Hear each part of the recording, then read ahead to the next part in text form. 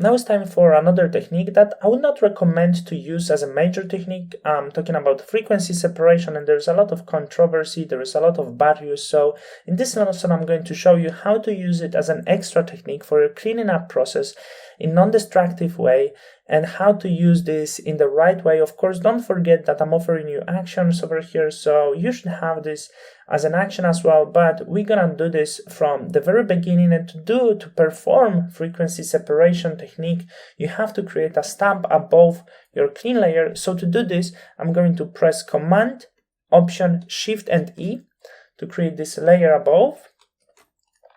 And if you work on the Windows device, that will be Control, Alt, Shift and E. So Command, Option, Shift, E on Mac, Control, Alt, Shift and E on Windows. I'm going to call this low as the low layer, and now I'm going to duplicate this one by pressing Command and J or Control and J if it's Windows, and this one I'm going to call high. So we have two layers, one is below, one is above, and we're going to start from this low layer. And if you're familiar right now already, you should be, and we're going to filter, blur, and we're going to use Gaussian blur in this case. And I have this set at 12 pixels, which should be alright. And many people would ask, what's the right value? There is not really right value for all the images, because each image is different. And this is the major factor, how you define what is right and what you need to pay attention, as long as you won't be able to see the pores and some small details anymore in the skin. This is right. So 15 still should be okay. I rather would keep this low at 12 pixels at the moment.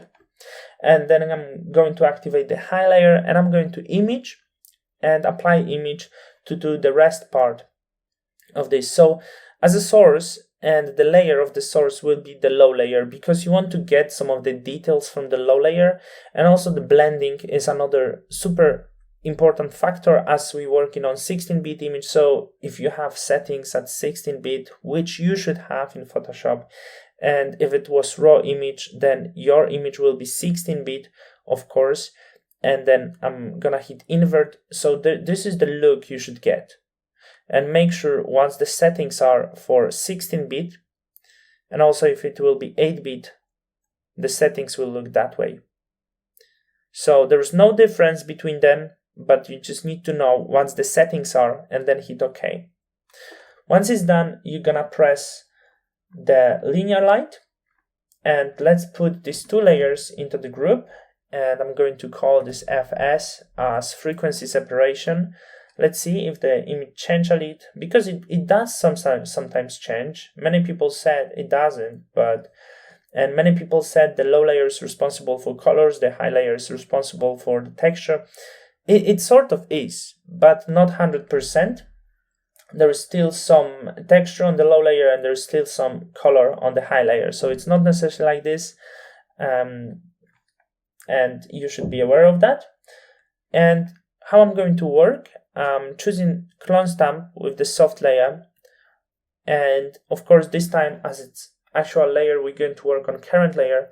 And with this soft brush, I'm just going to check where is too much of the texture, and I will try to blend this in a little bit, as you can see here. So it's sort of the laziness from some points of views, could be, but you don't want to really spend countless hours doing the image.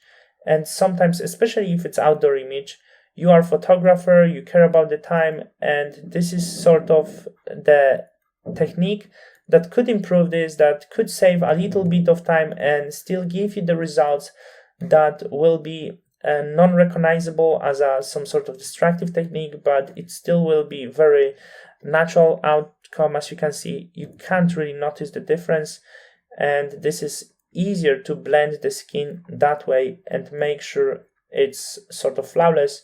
And we're still not working on the low layer that has very thin, I would say, the line to overdo the image. And also we only work on the areas where we want to fix the texture. So here we had some like weird pores on the nose, where on the nose we should not really have the pores. So that was easy to correct. and over here we have some of the pores. With the pores, the thing is that it depends on the skin, it depends on the look of the model. Some models have bigger skin pores, some others doesn't have skin pores. So of course, for the models that doesn't have skin pores, I would possibly never think of going with this technique. Over here, as the neck is on the background, we don't really have the texture, to do something.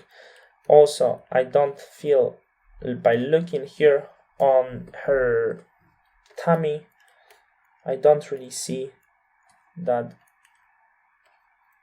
I could also have something to do. So this is sort of the technique I wanted to show you, how you can even do a little bit more with the skin pores, but making sure that your image still look very natural. So keep in mind, you want to be very careful doing this, and you don't want to go too much with blurring out the low as well, and just for the reason that later the working with this technique could give you not really desired results. And right now we stayed with desired result that is very soft and gives you really nice and natural results.